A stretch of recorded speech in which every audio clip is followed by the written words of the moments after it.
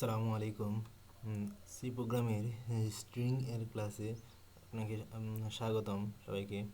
আজ আমরা স্ট্রিং নিয়ে কাজ করব। অর্থাৎ দেখবো কীভাবে স্ট্রিং ইনপুট নিতে হয় এবং তা আউটপুট প্রদর্শন করতে হয়। এই জন্য আমরা কোড ব্লক ওপেন করলাম। ওপেন করে আমরা প্রথমেই এটাকে সেভ করে নিই, তাহলে একটা সুবিধা পাওয়া যায়। সেটা হচ্ছে আপনি যে একটা ফাংশন লিখতে হলে ওই ফাংশন এর দুইটা ক্যারেক্টার লেখার পরেই সেটা আপনাকে সাজেস্ট করবে সেই পুরো ফাংশনটা। আমি স্ট্রিং, যেহেতু আমরা সি করতেছি তাই এর এক্সটেনশন হবে ডট সি। ওকে, সেভ। এখন আমরা কোড লেখা শুরু করি।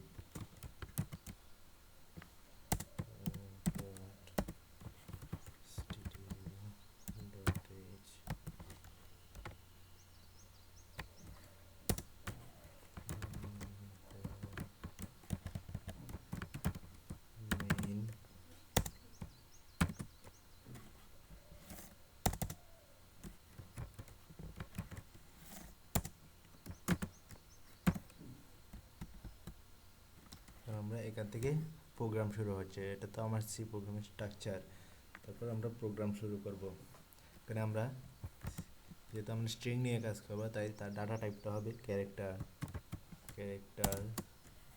আমি সিএস নামে একটি ভেরিয়েবল নিলাম এবং ওই ভেরিয়েবলটির লেন্থ নিলাম 50। তার মানে হচ্ছে এই সিএস এর নামের অধীনে যা কিছু রাখবো, যেগুলো রাখবো তা আমার 50 ক্যারেক্টারের চেয়ে বেশি হতে পারবে না, অর্থাৎ ম্যাক্সিমাম 50 ক্যারেক্টার হতে হবে। তারপর স্ক্যান এফ এর মধ্যে আমরা প্রতিদিন কোনো কিছু ইনপুট নেওয়ার জন্য স্ক্যানএফ ফাংশন ইউজ করেছি। আজও আমরা স্ক্যানএফ ফাংশন ইউজ করে দেখি। %s স্ট্রিং ইনপুট নেব, সো %s এবং %of ch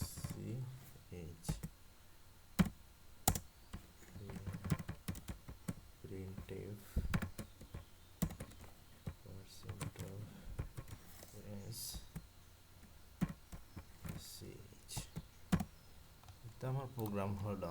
এখন আমি দেখি, তা কম্পাইল করি এবং রান করি।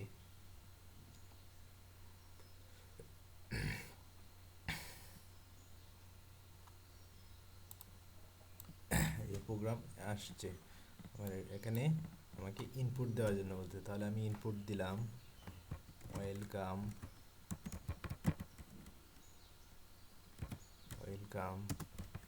Two SPI. আচ্ছা, এখানে একটা বিষয় হচ্ছে, দেখেন ওয়েলকাম টু এসপিআই, এখানে শুধু ওয়েলকামটাই প্রিন্ট করছে, আর বাকি যেটুকু আছে স্পেসের পরে আছে টু এর পরে আবার স্পেসের পরে আছে এসপিআই, ওগুলো কিন্তু প্রিন্ট করছে না। হ্যাঁ, অর্থাৎ স্ক্যানএফ ফাংশন, এই ফাংশনটা ইউজ করার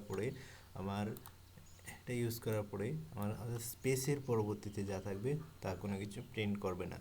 এই জন্য সি প্রোগ্রামকে স্ট্রিং নিয়ে কাজ করার জন্য গেটস এবং পুটস নামে একটি ফাংশন আছে, দুটি ফাংশন আছে। তো তা করার আগে আমরা স্ক্যানএফ দিয়ে দেখি আমরা কিভাবে করে। এই জন্য আমরা এই %s-টাকে তুলে দেব। এসটাকে তুলে দিয়ে সেখানে আমরা থার্ড ব্র্যাকেটের মধ্যে লিখব পাওয়ার অফ n। এর অর্থ হচ্ছে যে আমার এই লাইনটা, অর্থাৎ স্ক্যানএফ ইনপুটটা আমার কতক্ষণ পর্যন্ত নেবে, যতক্ষণ পর্যন্ত না নতুন একটা লাইন প্রিন্ট করা হচ্ছে ততক্ষণ পর্যন্ত, নতুন একটা লাইন আমি না নেব ততক্ষণ পর্যন্ত এটা আমার ইনপুট নিতেই থাকবে। তাহলে এখানে কম্পাইল করি, এখন লিখি ওয়েলকাম টু এসপিআই।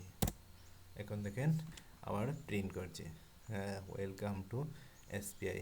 তো এভাবে আমরা স্ক্যানএফ ফাংশন দিয়ে আমরা স্ট্রিং নিয়ে কাজ করতে পারি। তাছাড়া আমরা শুধু স্ট্রিং নিয়ে কাজ করার জন্য একটি ফাংশন আছে, যেটি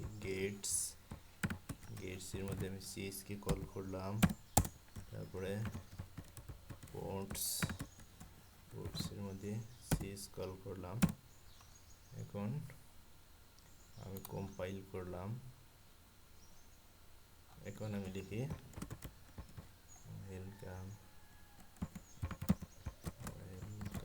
টু এসপিআই। এখন আবার দেখেন ওয়েলকাম টু এসপিআই। তো এভাবে আমরা স্ট্রিং নিয়ে কাজ করতে পারি, অর্থাৎ স্ট্রিং ইনপুট করতে পারি এবং আউটপুট প্রদর্শন করতে পারি।